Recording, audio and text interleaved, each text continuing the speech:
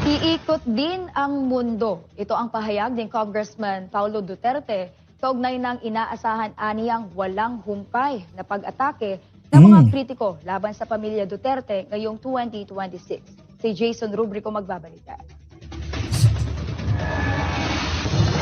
Handa ang pamilya Duterte sa anumang atake ng kanilang mga kritiko. Ito ang iginiit ni Davao City 1st District Representative Paulo Duterte habang nasa The Hague, Netherlands. Kawawa din no? Kasi kayo din no? Kung sana okay na lang kayo, no?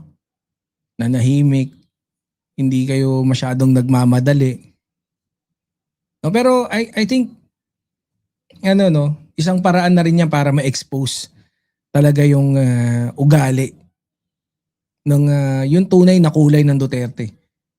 No, maganda rin na I think we yung situation ng yung unity, we have to be very thankful for that, no. Kasi just imagine na hindi sila nag-tandem, 'di ba? And most probably hindi naman lalaban talaga si Sara kay PBBM dahil kulelat siya sa survey pagdating dun sa talagang internal survey na nangyayari. No? Let's say, tumakbo siya ng vice president tapos wala ding unity. Tapos siya, no? Yung medyo nagtimpi hanggang sa 2028. Nagpabango lang na nagpabango. Nakipagplastikan kay PBBM. No? Tapos come 2028, bam! Malalaman natin ganito pala, ganito ganyan. Yun ang masaklap, 'di ba? So, siguro blessing in disguise na rin. 'Di ba? Kasabay ng pahayag na pansamantala lamang aniya ang mga pangyayaring kinakaharap nila ngayon. Kung na sila'y atak buhaton sa mua, di andam lang. Tang kinigira ilaha, mua pader, ana nanggot. Mupalira man yung kalibutan karong pila kadlaw. Ayon kay Congressman Pulong na pag-usapan Iikot din ang mundo. Tumigil ba ikot ng mundo sa inyo? Kawawa naman to. Pamisa-misa tumitigil, nag-stack. Ano yan? Automatic na relo, ganon? Pag hindi na isusuot, tumitigil. Talagang umiikot yung mundo. Ikaw naman, Pulong naman eh. Bobo ka kasi kaya... pa na rin nilang magkakapatid ang mga paghahandang dapat gawin kabilang ang pagkuha ng mga abogado. Maghilom raman yung mga Duterte kilid. Ay lang hilamtik, makamatan nga yung sobrang umaak ng niro. Kumakagatid na ang mga aso at iba rin ako kung kumagat. Hayop! Nakita ka namin eh. Pucha.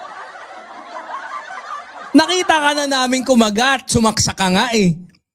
Pucha, hindi lumalaban, pinagsasaksak mo, pagtapos ng saksak mo, walang tama. Bobo ka kasi. Walang niya oh.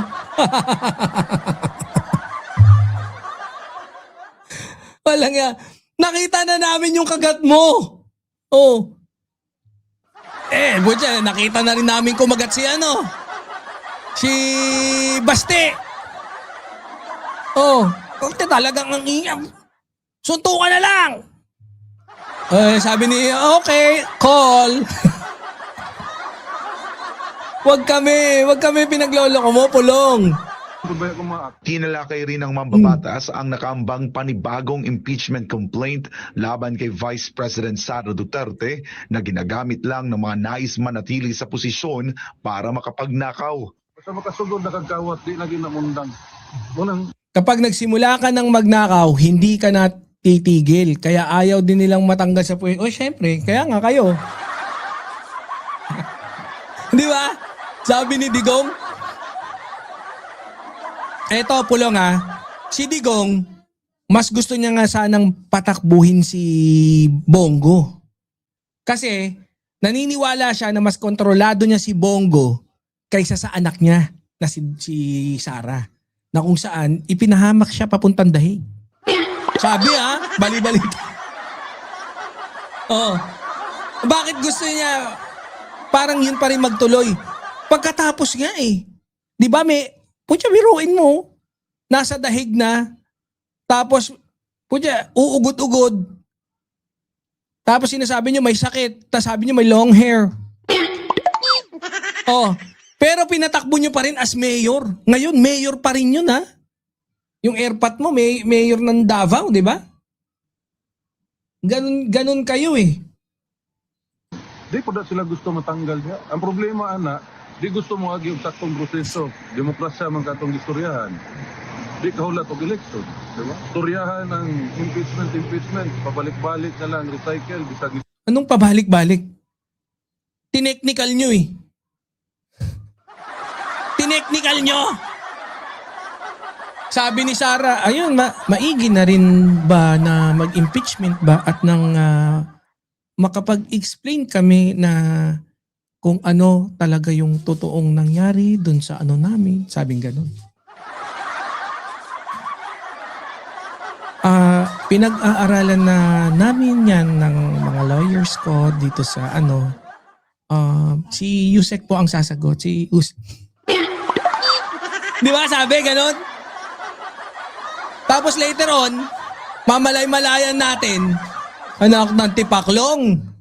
Aha, pulong, anak ng tipaklong. Si Sara pala, nag-file para pigilan yung impeachment sa Supreme Court. Ayun. Paano paulit-ulit? Nakaligtas lang. Dahil na technical, etong Supreme Court, na idol ni Kabayo. Kutya, biruin mo, no? Nagsingit ng panibagong batas.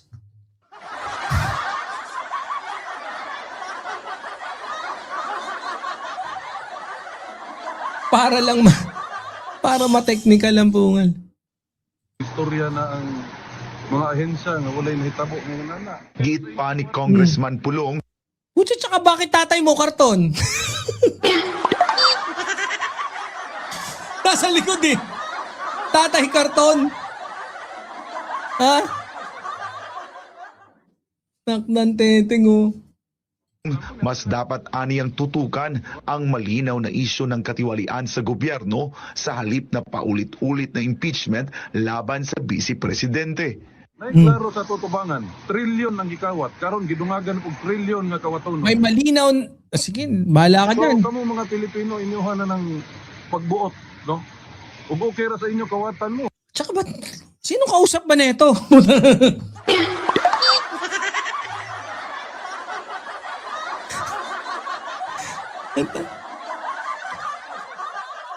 Grabe, kahit kailan di natin narinig.